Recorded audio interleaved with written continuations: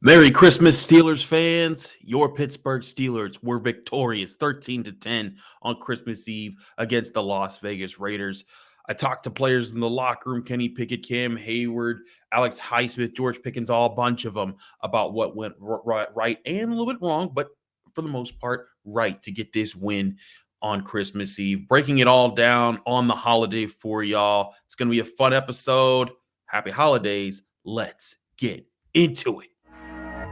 You are Locked On Steelers, your daily Pittsburgh Steelers podcast, part of the Locked On Podcast Network, your team every day.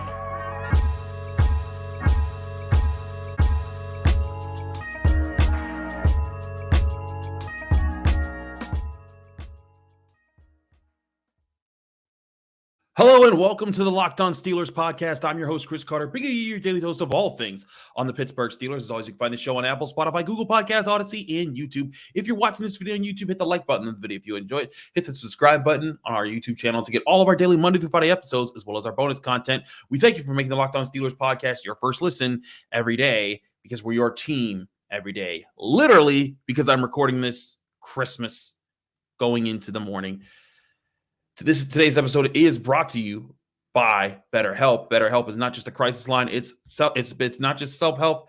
It's professional therapy done securely online, available to people worldwide. And they have a special offer for all of our listeners. Get 10% off your first month at BetterHelp.com/lockedon. That's BetterHelp.com/lockedon. Steelers fans, I hope you're watching/listening to this after you've done all your unwrapping of gifts and family time. You just want to talk or listen to something about the Steelers win, because I do think that was a special win. It wasn't pretty. It was pretty sloppy. It was pretty ugly, but it was a game that I think the Steelers gutted out in many ways. We'll talk about all the different ways on this episode, because I think it was truly special. It was also really cool. You know, I'm literally recording this Christmas morning here at my house, and it was kind of cool. The Steelers gave us a little candy cane when we were at the game. Also got this really cool playoff this replica ticket. It's a reprint of an actual ticket to the Immaculate Reception game 50 years ago.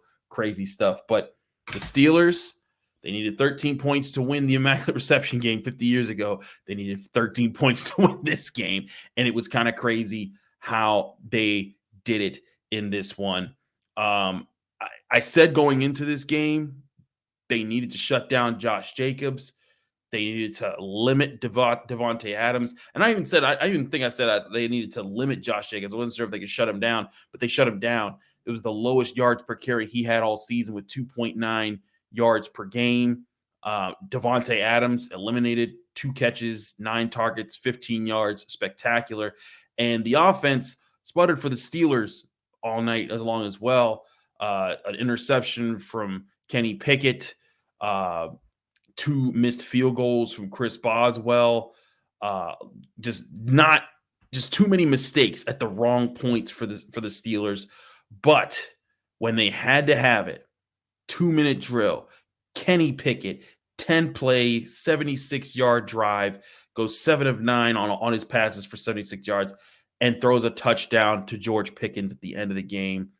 And it was on what we understand to be an option route play, where George Pickens had to just read the safeties, make the cut, and him and Kenny Pickett just had to be on the same page, and they were. And I got a chance to talk to George Pickens about that touchdown play. This was him responding to Josh Roundtree of 93.7 The Fans question when we were talking to him after the game. Here's George Pickens on the game-winning touchdown. George, what did you see on that final play? And did you have a feeling that Kenny was going to be coming your way with it? I don't really know, to be honest, because, final play, everybody, whoever's in, who's ever really most open, we're trying to find them to get the win. But it was a 2-high look. This 1 high, you run a different route. This 2 high, you run a different route. And that's the look we got, and it was more of like a seam ball. And he hit me right on the money. Is this run a post before, Have you run a post before here? Yeah, I ran a post, a post ball. I mean, the one you caught, had you run a post prior to that catch? No, I ran I think an in route, a big end, but prior to that play. But on that play, that was more like a seam ball, kind of like a post seam. In what way is this team gathering steam? What's the feeling? What did you say again? You said steam? In what way are you gathering steam? I'll probably say every day. Like Coach just said, we got a few days off, and guys still wanted to, come in. You know what I mean? So I'll probably say a big thing of the mentality. Shout out to E. Big thing of the mentality. The mentality is great. That's one thing that the record can't decide. You see what I mean? The mentality of the guys is super, super good. George, you guys.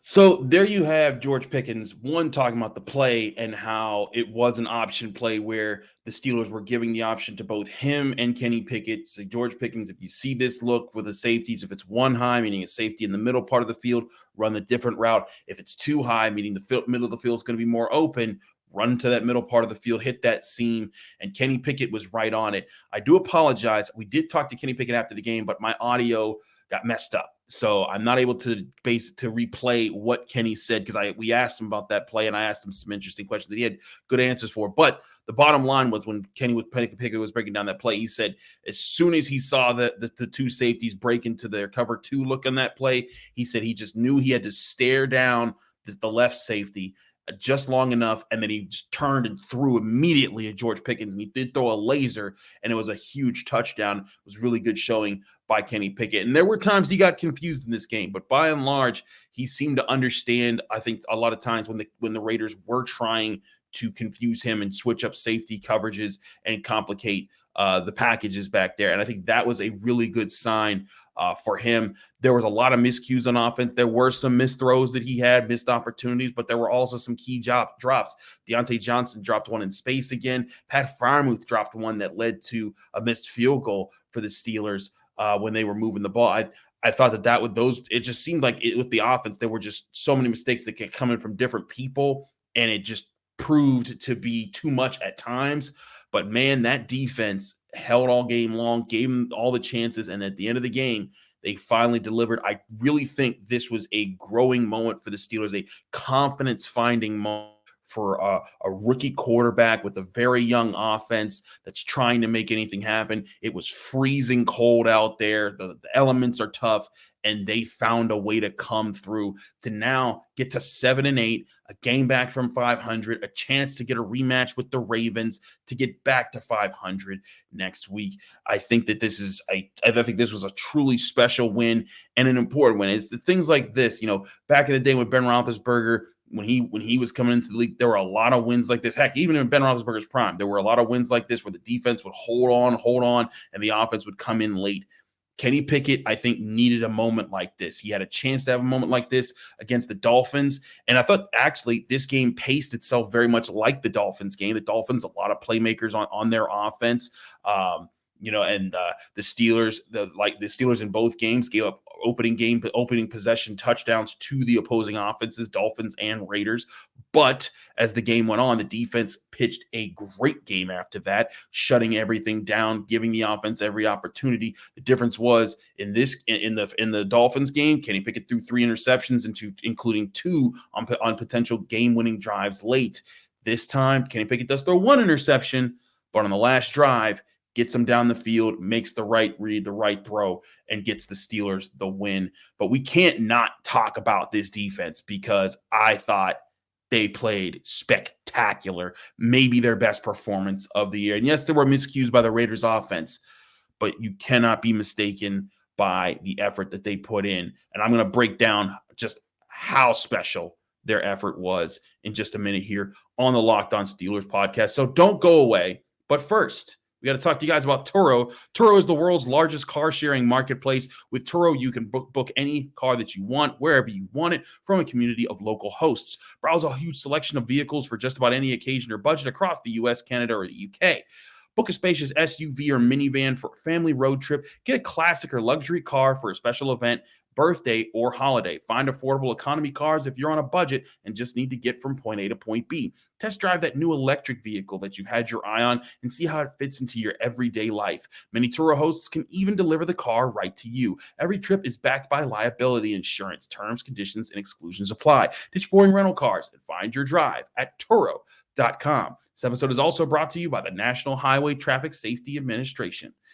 You're hanging out with some friends and you're putting back a few drinks, but then a few becomes too many. And as the evening comes to an end, the people start to head out and you start thinking, I don't need a cab. I can just drive home. I live nearby and you can make it home. Okay. It's no big deal. And even if you do get pulled over, what's the worst that's going to happen to you? Your insurance is going to go up. You might lose your license. You could lose your job. You could total your car. You could kill somebody. You get the point. Drunk driving carries a lot of risks, and the results are often tragic and deadly. However, that still doesn't stop everyone from getting behind the wheel while under the influence. That's why police officers out there right now are looking for impaired drivers on our roads to save lives. So if you think you're going to drive after a few drinks, think again. Play it safe. Plan ahead to get a ride. It only takes one mistake to change your life or someone else's forever. Drive sober or get pulled over. As I always say, we do back-to-back ad reads. We keep it rolling here on the Locked On Steelers podcast. All right, so let's do some more talking here about this defensive performance because, as I said coming into this game, I thought that this was going to be a very tall task for the Steelers defense, especially because the Raiders started to look like a couple weeks ago, like they were starting to figure things out on offense. Derek Carr had started to find some things with Davante Adams. Josh Jacobs had been the best running back in the NFL this year. It's over 1,400 yards rushing, more than Derrick Henry. He was really feeling it. And the Steelers' run defense, we've seen them, have some letdown moments this year. I was like, man, this could get really rough. Then you got Davante Adams, and then Hunter Renfrow was healthy. Darren Waller was healthy. This was the full complement of all the weapons the Raiders had. And yet the Steelers came out and took pretty much all of it away. They only allow an opening touchdown drive to the Raiders where Derek Carr threw a pinpoint perfect pass just past the outstretched arm of Cam Sutton to Hunter Renfrow. But the rest of the Raiders offense just shut down.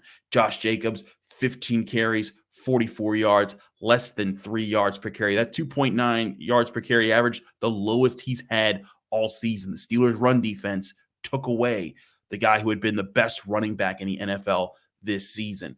Derek Carr, 16 of 30, 174 yards, one touchdown, 3 interceptions, all of them coming in huge points. Arthur Maulet getting an interception off a tipped pass, sticking with the play. Minkah Fitzpatrick always finding a way to be around the ball. He gets another interception. And Cam Sutton, one of the best interceptions I've seen from this team all year, diving, gets it over the middle, created by pressure because Larry Ogunjobi and Cam Heyward were coming down on Derek Carr and kind of forced him to sail that ball a little bit.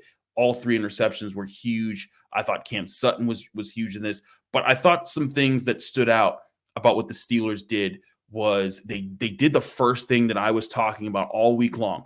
Take away Josh Jacobs. The rest will have to work itself in, but you take away Josh Jacobs. And Cam Heyward talked about this after the game. He said, our goal was to make them one-dimensional. We were going to say, you're not going to beat us with the run game, and then we're going to try and put our corners and our safeties in the best positions to win. I apologize for this because Cam Hayward's audio was kind of messed up as well. But we got to talk to a few other guys, and I thought it was really cool getting to hear from some of them. Here was Alex Highsmith. He got his 12th sack of the season, leads the team, and one of the best in the league at this right now. But we talked to him about stuffing the run, getting after the quarterback, what's going on with the Steelers' defensive front. Here's Alex Highsmith in the locker room after the game. You'll note he's actually wearing a Franco Harris jersey. All the team had Franco Harris jerseys when they came in for the game, and it was in their locker. Here's Alex Highsmith after the game. That this was the fewest yards on the ground that Josh Jacobs had all year, and he's the NFL's leading rusher. What goes into a game plan and execution? We did have a good game plan, but ultimately, if you're not being physical, then the game plan doesn't mean anything. We were out there and we just want to set the tone from the beginning, and I felt we did that, and so we just got to continue to get that physicality. Continue to emphasize that physicality, and we got to get back against the Ravens, because they poured us last time in the run game, so we got to get some revenge on them. Have there been some key adjustments or key stepping up from guys? Like, the Ravens game a couple weeks back, they were able to run the ball, but 21 yards allowed to the Panthers, and shutting down Josh Jacobs today. It seems like it's been a lot sharper. I think it's just whole team effort. Guys stepping up, and just we really looked ourselves in the mirror after that Ravens game. That was a crushing blow, crushing loss, and so a lot of guys just looking themselves in the mirror and just making plays and just being physical. That's what it's about. 12th sack came in a big moment, man. Yeah, just got to keep rushing, keep getting after it. And so just glad we came out with the win. That's all that matters. Alex Highsmith, gotta love how humble that guy is. You know, he could be talking about like, yeah, man, I'm out here, I'm getting these sacks, and he's just like, we're just gotta keep getting wins, man. That's what we gotta focus on. But he talked about is like, look, there wasn't as much of a schematic change as much of it was we had to be more physical. We had to get this fight in. And I do think that's been the issue. We talked about this after the Ravens game. You know, the Steelers even said it. Cam Heyward even said it. He's like, it wasn't scheme. We knew where they were going. We were just getting beat. And here you go, seeing an offense that had the top running back in the NFL, and they made sure they weren't getting beat. And Alex Highsmith saying, hey, we still got to get geared up because the Ravens were the team that beat us like that, and we want to get our get back. And I also think it's interesting because George Pickens, you heard at the end of the clip that I played for you in the first segment, he talked about how guys were talking about coming in on Christmas, you know, trying to come in and get their work in, because even though they have the day off, because the Steelers technically have a long week now because they played on Saturday and then they play again next Sunday. But I think you see the Steelers' effort there, but also what went into stopping the Raiders' pass game. Davante Adams had ripped the top off of a lot of defenses this year. I talked about that going into this game and how the Steelers were going to have to find a way to limit him. The Steelers had a plan, and it was to limit Davante Adams and then trust the rest of their defense to take care of the rest. Hunter Renfrow, Darren Waller, everybody else. Don't believe me? Here was Minkah Fitzpatrick when I asked him about this after the game. You guys, Davante Adams had 9 targets, what goes to a game plan to limit him when the Raiders try so many different things to get him? We had safeties going down to him on first and second down, third down. We were having doubles on them, and then telling everybody else they had to win the one-on-one. What goes into communication work all week long to do that many different things to cover up that guy? There's a lot of communication because there's different doubles, different looks. You know what I'm saying that we do, but we do it a good amount throughout the season, so it's easy. And it's things like that I think that people don't understand. The Steelers do put a lot of studying and work into. People think that when the Steelers don't make something happen, it's, oh, they didn't have a plan or they didn't.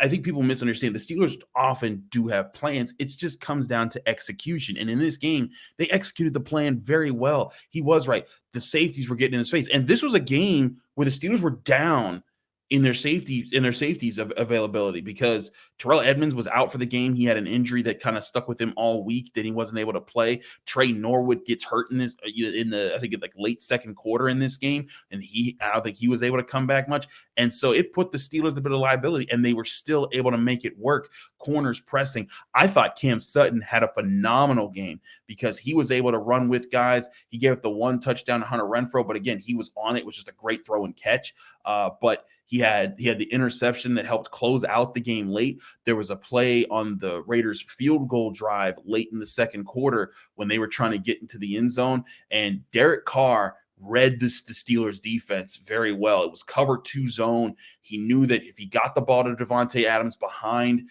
the cover 2, it was going to be enough to get a big play, maybe even a touchdown in the red zone.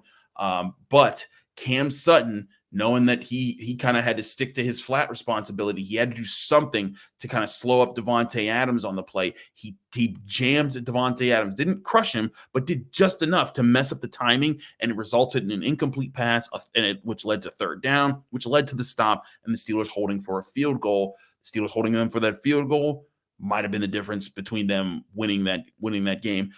When you look at if they give up 7 points there, it's 14-3 and a whole different ball game. But all that being said, I thought this was a special performance from the secondary across the board and the defense across the board. You take away the run, like Cam Heyward said, like Alex Highsmith said, they wanted to take away the run. They made them one-dimensional, and then when the Raiders took to the air, the Steelers made sure, hey, you're not going to beat us with Davante Adams. Go beat us with Hunter Renfrow. Go beat us with Darren Waller. And those guys are talented, but the Steelers trusted their guys to win out on those matchups enough.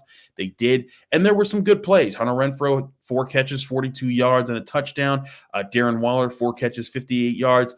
But you'll accept those when you're keeping Davante Adams at 9 targets, 2 catches, and 15 yards. A good game plan, well executed, and I think that's the bottom line for the Steelers defense and what may be their most impressive defensive performance of the season. Maybe behind, I'd say, the 5 turnover game against the Bengals, but still just all game long. They scrapped, and there were several points in this game where I was sitting in this press box like, McMahon, you cannot keep asking this defense to do this much. They are getting too many stops. This is too talented of an offense that has all of its weapons back. You're putting yourself in a really bad state. Except they didn't. They kept fighting. They stayed focused, and they made it happen. Big game for the defense. We'll get all our grades when I get a chance to review the film and go over some more things. But, man, I thought that was a special defensive performance on a Christmas Eve game. All that being said, still got more to break down. I want to talk to you guys about my outlook on this team moving forward right now. Their playoff chances did increase on on Saturday because of their win in a couple other games.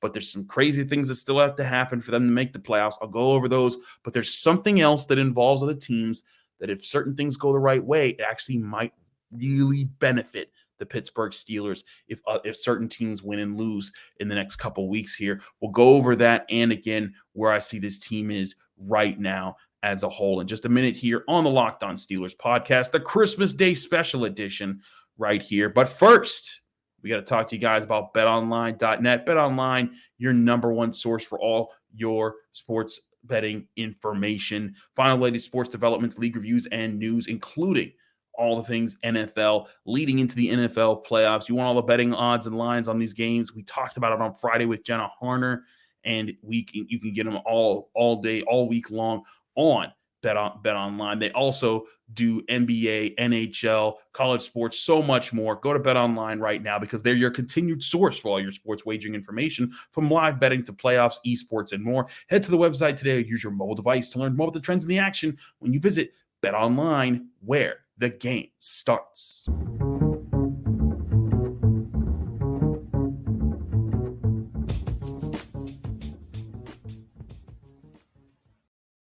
Back here on the Locked On Steelers podcast, I'm your host, Chris Carter, wrapping up this Christmas Day special episode. Thank you so much if you're watching this or listening to this on Christmas or after Christmas, but still, it means a lot if you took time out of your holiday to spend it. I can't wait to go spend it with my family as well, but I also can't wait to get some sleep. But before we do that, I think it's important to talk about, I do think you're seeing this Steelers team come together and finding the odd ways to win is also, I think, part of eventually finding the strong ways to win and winning with your strengths. And I think the Steelers, they've been doing that a lot more recently. They're now 7-8, but now with this win, they've won four of their last five. And again, they were a blocked field goal from making that 5 in a row. Yeah, 5 in a row, and then 5 of their last 6. They've been finding ways to win. They've been taking matchups. They've been focusing on things. We knew from the jump this year wasn't going to be the year that they were real contenders. We thought maybe they could try to sneak into the playoffs. We thought maybe they could pull off some upsets, and they have at times. But this was a team that needed a lot of things to go their way, and the one thing that couldn't happen this year was losing TJ Watt. They lost TJ Watt for 8 games. It really crushed them. But since then, since the bye week, Kenny Pickett has been growing. I thought this was a growing moment for him that to have that 2-minute drill touchdown. I will say this: it was revealed to us after the game that Kenny Pickett was calling the plays as that final drive was going. Granted, these were plays that were, put in there by Matt Canada, but Kenny Pickett kind of being able to manage that situation goes a lot to where I've been saying that, I think he's the kind of leader that you want on this team, and he's humble. And after the game, he's not pounding his chest. He's not talking crazy.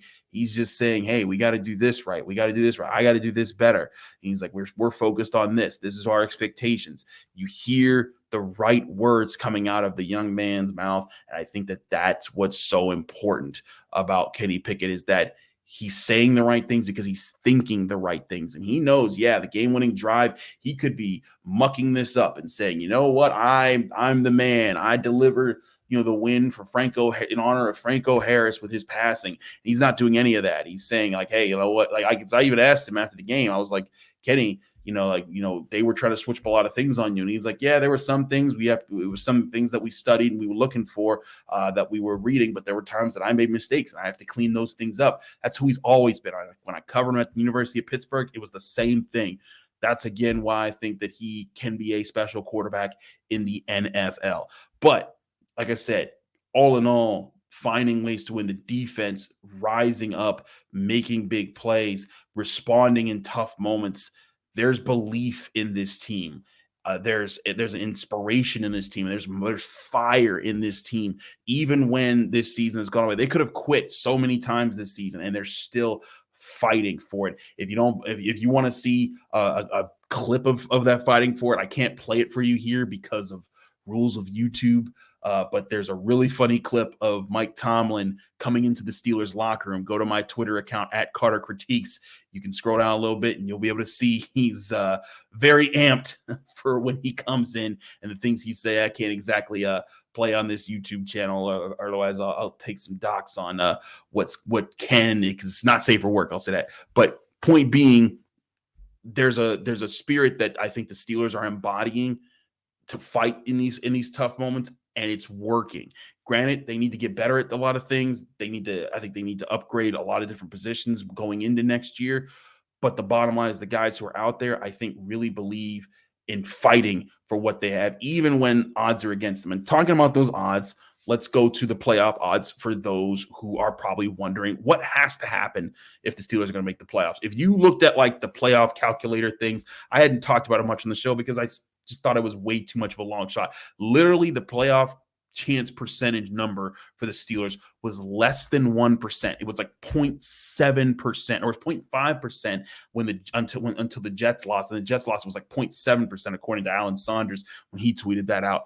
And then NFL Network showed after these Saturday games, it jumped up to 17%. And I know that's a huge jump, but it's still a very long road to go. So let me explain all the things that actually have to happen at this point. One, the Steelers have to win out. If they lose one more game, it's over. And they have the Ravens on the road, the Browns at home. Ravens win against Atlanta. They clinch a playoff berth along with the Cincinnati Bengals, but the Ravens also aren't playing great. And we saw that in the last game with the Steelers. Lamar Jackson still wasn't back. Who knows how that'll be?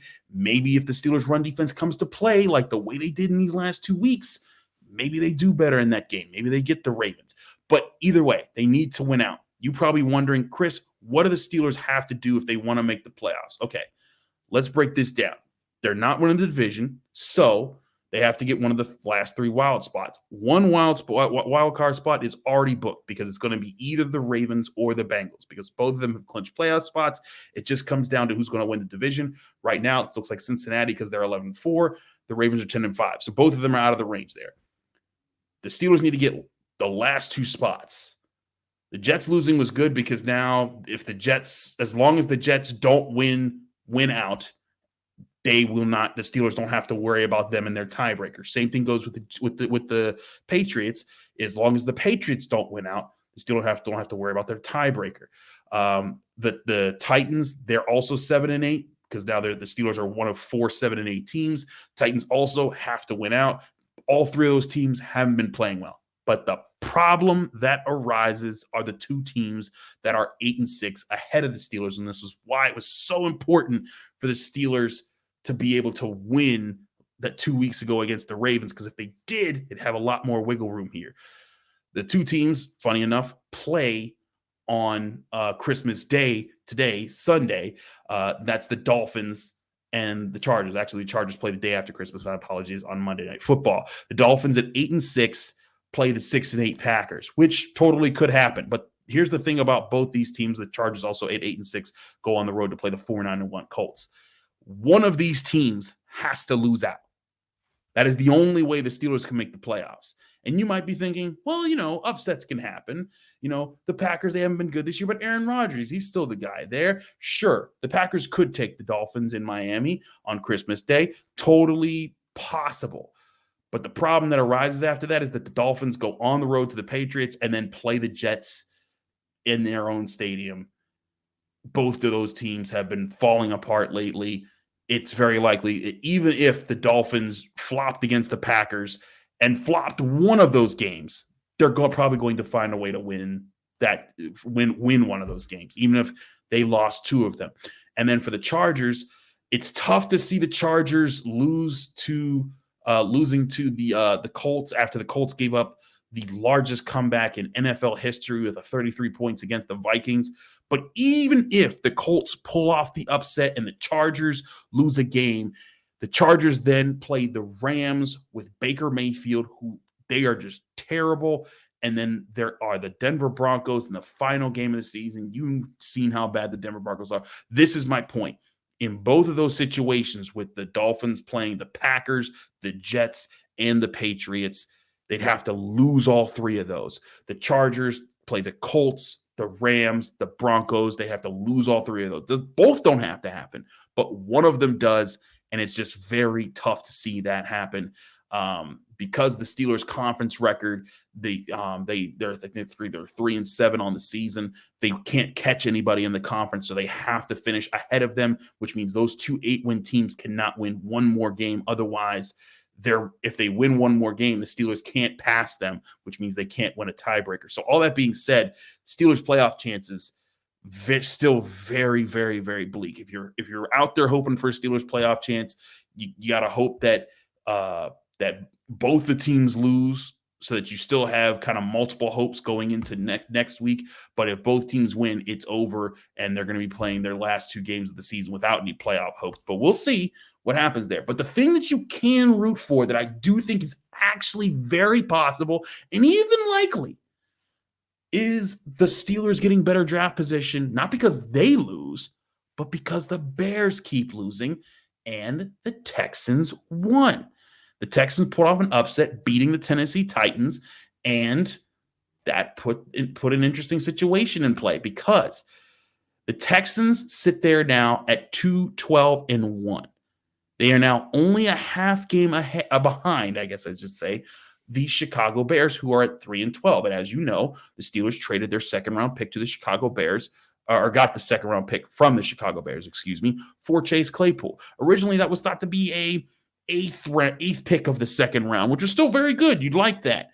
But now the Bears have played so poorly since that trade that they are literally the number 2 team, or the team to get the number 2 overall pick in the NFL draft, which means they get the second pick of the second round. But if the Bears in their final weeks here, if the Bears lose out, which they play the Lions and the Vikings, both have been considerably better teams than this year, it's very possible the Bears lose out. If the Bears lose out, they would have a chance to get the number 1 overall pick in this draft if the Texans win just one of their last 2 games. And the Texans play the Jaguars, who've been playing better football, so it's tough to see that one, and the Colts, who have been terrible, and the only team they've beaten is the Raiders. So there is a chance the Steelers would get the first pick of the second round. And for those who don't know, that is actually the 32nd overall pick of the draft because the Miami Dolphins forfeited their first-round pick because they were caught up in a scandal. So the Steelers could actually get what normally would be a first-round pick, being the 32nd pick of the NFL draft. Technically, it will be a second-round pick, but either way, you don't care. You get the 32nd selection in an NFL draft if this happens. So, Steelers fans, if you want something realistic to root for the Texans and root against the Bears, and the Steelers might get a chance to get 2 picks inside the top 32, which would be very interesting for their draft prospects and make for a very fun draft season to talk about the possibilities of who they could get. Can they trade up, trade back, whatever? It would be a very interesting asset to have. That being said, I think it's when you look at whatever odds are out there, you see that there is a core of Steelers developing who are finding ways to win. The mentality that George Pickens was talking about after the game. Kenny Pickett finding ways, sticking in there, even with a very tough game. It's ice cold. You know, your season has been pretty much wasted. You're coming off of injury. Remember, he had been out for basically the last 7 quarters of play because of the hit that he suffered from the Ravens game. And he's in cold elements and things have gone wrong. He's had drop passes. He threw an interception and he hung in there and led a game-winning drive where he completed 7 of 9 passes for, I believe, 65 yards, including the touchdown to George Pickens. That's the impressive stuff to me, is that you find him, Najee Harris fighting through things. I thought Jaylen Warren had some very impressive moments. The offensive line could have been better in the run game. They were getting beaten up a lot by Bilal Nichols, but I thought they did a really good job in pass pro, keeping Kenny Pickett's pocket clean. Deontay Johnson had a drop in this game, but also had some impressive plays as well. Pat Freiermuth, really impressive at times. George Pickens, another great sideline, back shoulder catch. And then, of course, he had the touchdown reception. And then, of course, the defense coming through in all the ways they did. Larry Ogunjobi, Cam Heyward, TJ Watt had a couple plays here and there. Alex Highsmith being a playmaker again. I thought the secondary played phenomenal between Arthur Maulet, Minkah Fitzpatrick, Cam Sutton, all of them. This was a true team win, and I think that Steelers fans, you should take comfort in that and take excitement from that, because this team is going to get added pieces in the very near future. They're not going to be this team, this same team next year. They might still, be fighting to get 9-10 wins at the end of the season, but they're going to probably invest in the offensive line, the defensive line, the secondary. There's going to be parts of this that they change. And I think it's going to be truly special if they are able to continue to grow from tough moments like this and then turn them into bigger moments when they actually invest more into this roster. That being said, I think it was a nice Christmas gift to Steelers fans to watch a special win, to watch a comeback win. The first time the Steelers have won all season long since when the opponent has scored first. And something that when the Raiders got a lead, I was like, man, I don't know. Because the Steelers, their recipe to win has been get ahead, stay ahead, and get aggressive. But they were able to do that. Maybe it's a stepping stone and a learning point. We'll go over all of that more as the week goes on. Merry Christmas. Happy holidays. Thanks so much for checking out this episode and this holiday episode here on Christmas. A quick update here. If you're still with us here, there will not be an episode on Monday from me, but we will have a special end of the year Locked On Sports special where Peter Bukowski, who hosts the Locked On Today show daily, he's going to talk about the biggest stories in sports from the year 2022, as New Year's is right around the corner. That'll be the episode that goes up Monday. I just need a break. I just need a day. It's Christmas. I need a day off so I can do family stuff. I'll be on the final word. If you're in Pittsburgh, channel 11, 11:35 p.m. I'll be there. After Sunday Night Football, but I'll be on channel 11 doing that. But I need the day to do this. So Monday's episode will be an episode from Locked On Sports Today with the year-end special. But Tuesday, I will be back. We'll be doing grades. We're supposed to have Mike DeFavo from The Athletic. We're going to go over the grades from the game, get a chance to do some more film review. So until then, Merry Christmas, Happy Holidays. I hope everyone out there is spending some time with their loved ones and cherishing these times, staying warm because it is cold up out here. But I appreciate all of you guys for riding with us all season long, for checking out the videos and the audio. It means a lot. A lot of the fans, came up to say hi to me, high five me, gave me some fist bumps. I appreciate y'all for checking out my work and saying hi. Don't ever be afraid to say hi to me in public. I'm a very nice person. If I don't hear you or see you, it's because I'm just on the move, because Lord knows we got a lot to do. But hey, again, happy holidays to everybody. I'll have this episode up very soon. I'll be back Tuesday for my version of the show, but this channel will have more content on it on Monday if you need it for getting back to work on December 26th. But until then, happy holidays, everyone. Chris Carter. Follow me on Twitter and Instagram at Carter Critiques. Check out my work at the Pittsburgh Post-Gazette. Again, I'll be back Tuesday with more right here on the Locked On Steelers podcast.